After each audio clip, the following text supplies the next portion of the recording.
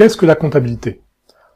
La comptabilité a pour objet de retracer l'ensemble des flux réels, c'est-à-dire des biens ou des services, et les flux monétaires, c'est-à-dire des encaissements ou des décaissements, sur un exercice comptable donné. Alors on reviendra sur cette notion d'exercice comptable, mais retenez, en fait, c'est la période où on va comptabiliser ces flux monétaires et ces flux réels.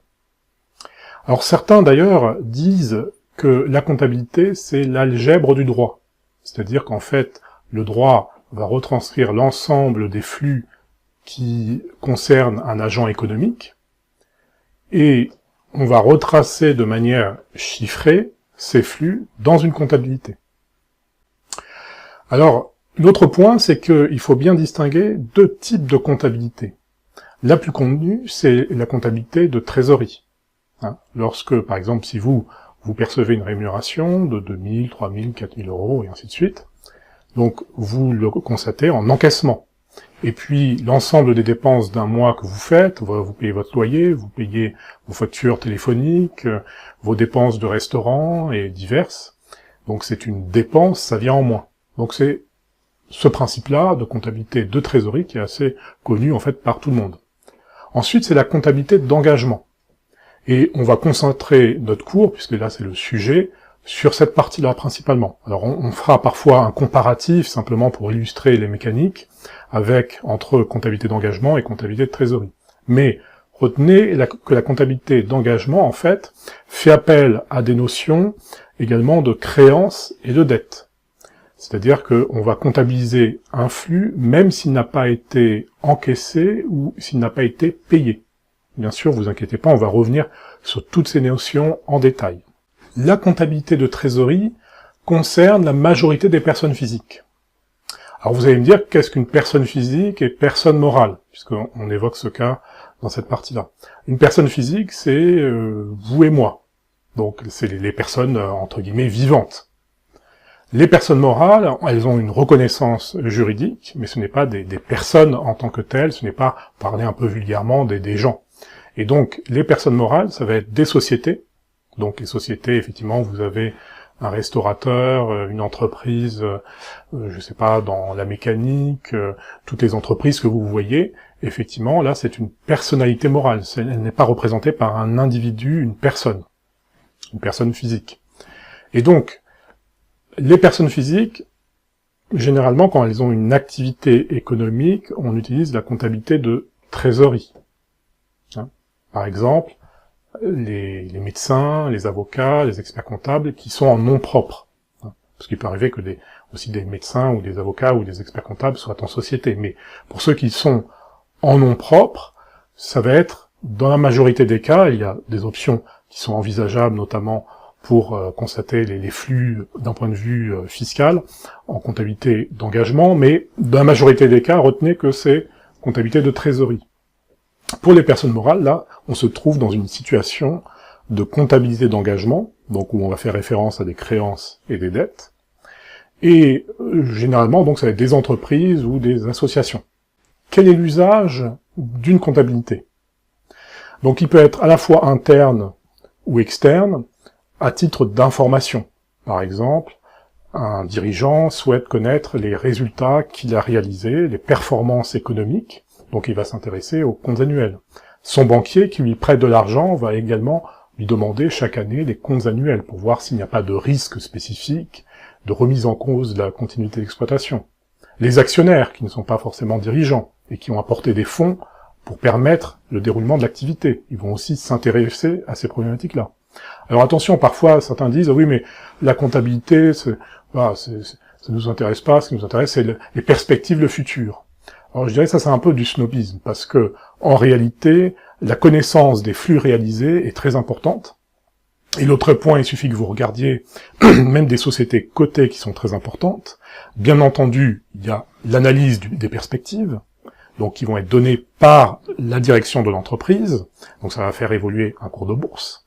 Mais, par ailleurs, l'information comptable historique correspondant aux flux qui ont été réellement réalisés a aussi son importance.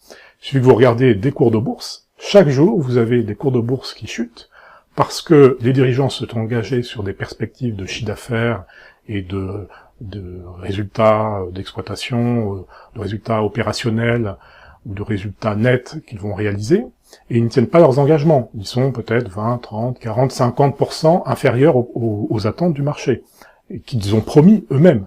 Et vous, dans ce cas-là, vous avez une baisse très importante du cours de bourse, qui, là, est liée à le non-respect des atteintes, qui est mesuré par des informations comptables historiques. Donc, ça concerne toutes les sociétés de toute taille, l'information comptable. Alors, l'autre point, les autres usages, ça va être par exemple sur des obligations de contrôle, ou effectivement pour contrôler les flux réalisés, ou par exemple contrôler la réalisation d'une filiale, vous avez besoin de ces informations. L'autre point, c'est pour des obligations, remplir des obligations légales. Alors, c'est à la fois requis par le Code de commerce, donc une entreprise doit publier des comptes, établir et publier des comptes, mais également pour des raisons fiscales. Les sociétés doivent payer, enfin la majorité des sociétés, il y a des exceptions sur des certaines périodes par exemple, ou sur certaines zones géographiques, mais la majorité des cas, elles doivent payer un impôt sur les sociétés qui est calculé sur leurs résultats, c'est-à-dire ce qu'elles ont vendu, moins l'ensemble de leurs charges. Alors après, il y a des retraitements fiscaux, mais je ne vais pas rentrer dans ce détail, mais c'est une base pour constituer l'impôt sur les sociétés, pour le calculer. Et donc, à partir de là, on part sur des données comptables. Donc la comptabilité a son importance.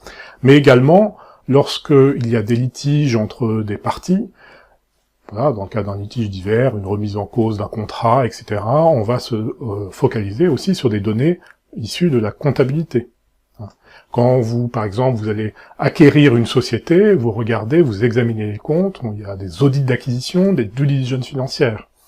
Ou, par exemple, quand vous avez évalué une société, on se base également sur les comptes. Donc, c'est une donnée qui est très importante dans la vie économique d'une société. Alors, vous verrez, parfois, on fait appel à des notions de comptabilité générale et parfois de comptabilité analytique. Comptabilité générale, c'est un peu en quelque sorte la donnée brute, c'est-à-dire effectivement quand vous avez un bilan ou un compte de résultat, c'est sur la base d'une codification, on retrace l'ensemble des flux et on va présenter selon une présentation qui est normée par un plan comptable, et donc vous avez un compte de résultat, on reviendra sur ces aspects-là un peu plus tard, et un bilan. Mais parfois, pour être utilisé comme un outil de gestion plus précis, on fait référence à une comptabilité analytique. Et là, généralement, on part également des données comptables, sauf que ces données comptables vont être retraitées et suivre des différents flux, par exemple, pour avoir l'estimation, par exemple, d'un résultat pour une gamme de produits, pour des activités dans certaines zones géographiques, pour analyser les volumes de vente et les marges réalisées en fonction de l'évolution des ventes et de l'augmentation des prix ou des baisses des prix.